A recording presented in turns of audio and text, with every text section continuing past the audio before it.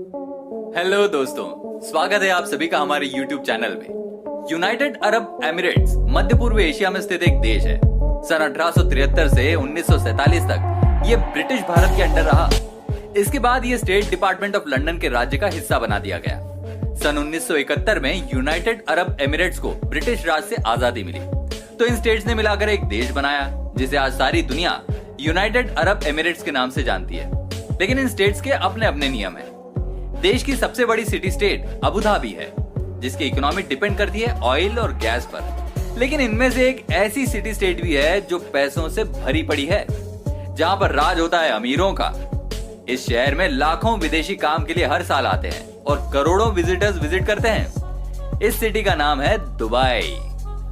Dubai United Arab Emirates की 7 states में से अपने एरिया के हवाले से दूसरी बड़ी स्टेट है, जिसका टोटल एरिया 3,885 स्क्वायर किलोमीटर है, जबकि 41,77,000 लोगों की पॉपुलेशन के साथ ये देश की सबसे ज्यादा पॉपुलेशन वाली सिटी मानी जाती है। शेख मोहम्मद बिन राशिद अल मखतूम को यूएई के वाइस प्रेसिडेंट, प्राइम मिनिस्टर और दुबई के राजा होने का सम्मान है। आज हर कोई सोचता है कि दुबई के पास आखिर इतना ज्यादा पैसा कहां से आ गया। जो शहर 20 साल पहले दुनिया के गरीब से गरीब शहरों में माना जाता था, अब किसी साल तो ये दुनिया का मोस्ट विजिटर सिटी बन जाता है, तो कभी चौथा। साल 2019 में भी दुबई वर्ल्ड का चौथा सबसे ज्यादा विजिट किया जाने वाला सिटी था। शहर में लगभग 1 करोड़ 60 लाख टूरिस्ट विजिट के लिए आए थे। मगर इसके साथ 2019 में ये सबसे पहला शहर था जिसने टूरिज्म से सबसे ज्यादा पैसा कमाया था। अब से कुछ ही दिन पहले दुबई के शेख मोहम्मद राशिद ने अनाउंसमेंट की है कि यूएई अब से टूरिस्ट को 5 साल का विजिट वीजा देगा और साल 2020 में दुबई 210 मिलियन विजिटर्स यानी 2 करोड़ 10 लाख विजिटर्स को वेलकम करेगा। लोग दुबई क्यों जा रहे हैं? दुबई दिन ब दिन इतना अमीर क्यों होता जा रहा है? आखिर क्या रीजन है कि ये स्टेट सिटी वर्ल्ड की रिचेस्ट सिटीज को भी पीछे छोड़ रही है? दुबई के बारे में बहुत से अमेजिंग फैक्ट्स पर आज की इस वीडियो में बात होगी। लेकिन जिन दोस्तों ने अभी तक हमारे इस चैनल को सब्सक्राइब नहीं किया है, उनसे मैं रिक्वेस्ट करूंगा कि हमारे चैनल को पहले सब्सक्राइब कर लें और साथ ही बेल आइकन को भी जरूर प्रेस करें। दोस्तों, दुबई में 20 साल पहले तक सिर्फ रेत ही रेत थी। दुबई के पास ना तो अपना खाना है, न पीना है, न अपना मिनरल है और ना ही अपना गोल्ड है। देश की ऑयल और गैस के एक्सपोर्ट में कुल 5% दुबई से जाता है। बाकी सब का सब अबू धाबी और दूसरी स्टेट्स प्रोड्यूस करते हैं। दुबई की इस कामयाबी के पीछे हाथ है शेख मोहम्मद बिन राशिद अल मखतूम का, जिन्होंने ऑयल बेस्ड इकोनॉमी को व्यापार बेस्ड इकोनॉमी कर दिया। जैसे हम अपना वीकेंड प्लान करते हैं, दुबई के शेख राशिद दुबई के अगले 10 साल प्लान करते हैं। शेख राशिद की बस एक ही सोच है, वो दुबई में जो भी बनाते हैं या तो नंबर 1 बनाते हैं या ओनली 1। उन्होंने शॉपिंग मॉल बनाया तो वर्ल्ड के सारे रिकॉर्ड तोड़ दिए। दुबई मॉल, जिसे आज तक का सबसे बड़ा मॉल होने का सम्मान प्राप्त है। अगर उन्होंने टावर खड़ा किया तो वो भी दुनिया का सबसे बड़ा बुर्ज खलीफा टावर बनाया। मैन मेड आइलैंड बनाया तो पान जमीरा जैसा आइलैंड बनाया।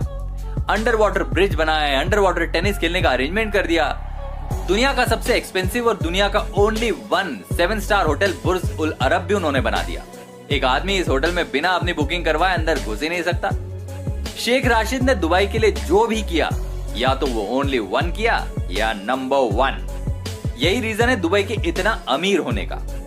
दुबई में आपकी कार गंदी नहीं हो सकती। अगर आपकी गंदी गाड़ी लेकर रोड पर निकलेंगे तो आपको 200 दिरहम का फाइन पे करना होगा।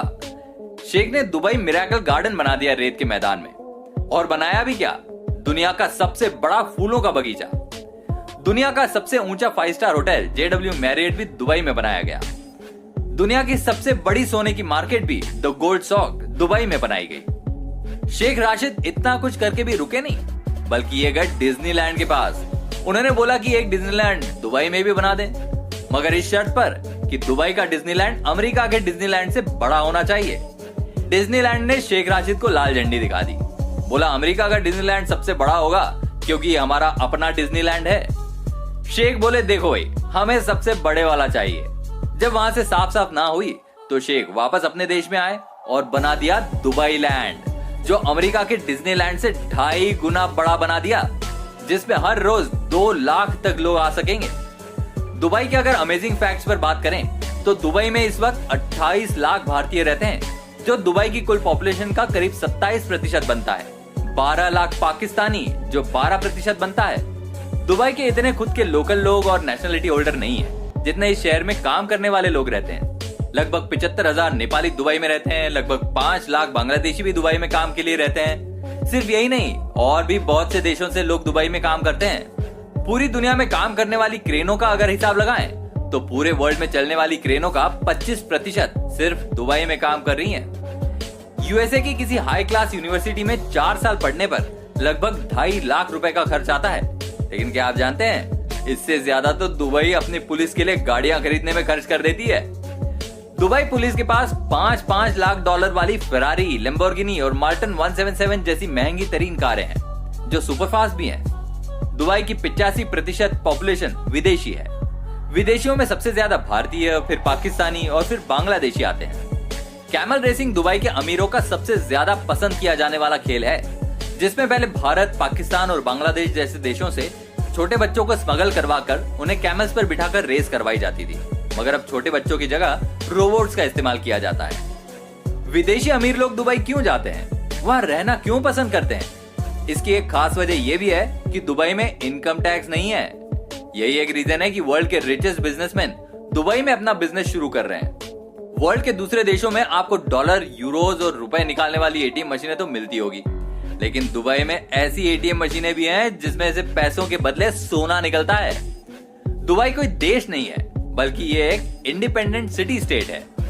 वर्ल्ड की सबसे बड़ी बिल्डिंग बुर्ज खलीफा इतनी बड़ी है कि इस बिल्डिंग से 95 किलोमीटर की दूरी से भी इस बिल्डिंग को साफ देखा जा सकता है।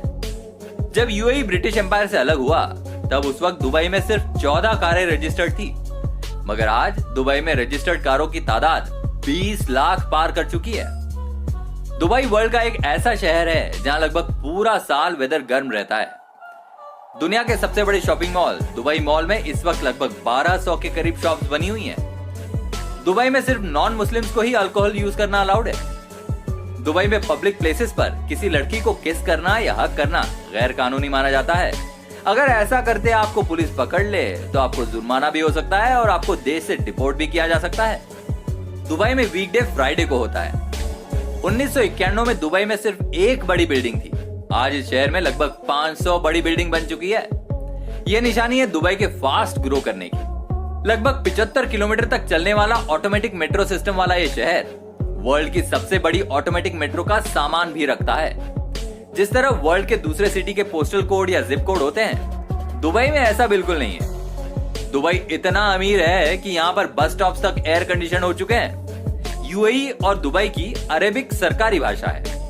इस्लाम यूएई और दुबई का ऑफिशियल धर्म माना जाता है। चीन दुबई का सबसे बड़ा बिजनेस पार्टनर माना जाता है। यूएस दूसरा बड़ा और भारत तीसरा बड़ा बिजनेस पार्टनर माना जाता है। 2019 में दुबई एयरपोर्ट वर्ल्ड का 5वां सबसे बिजिएस्ट एयरपोर्ट था।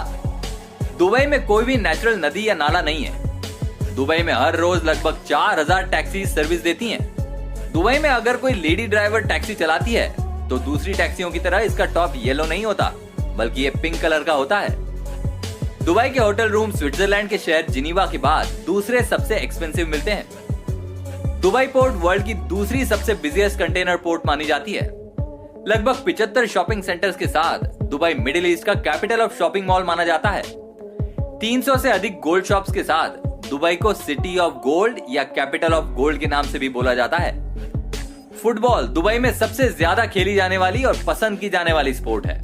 तो दोस्तों, ये थी दुबई के अमेजिंग फैक्ट्स पर बनी हुई एक छोटी सी पर शानदार वीडियो। दुबई के बारे में इतनी सब बातें जानने के बाद आपके मन में दुबई के बारे में क्या ख्याल आया, हमें कमेंट करके जरूर बताइए। यदि आपको ये वीडियो पसंद आया हो तो हमारे चैनल को अभी सब्सक्राइब करें। तो मिलते हैं दोस्तों अगली वीडियो में इसी तरह की कुछ इंटरेस्टिंग जानकारी के साथ। तब तक के लिए धन्यवाद।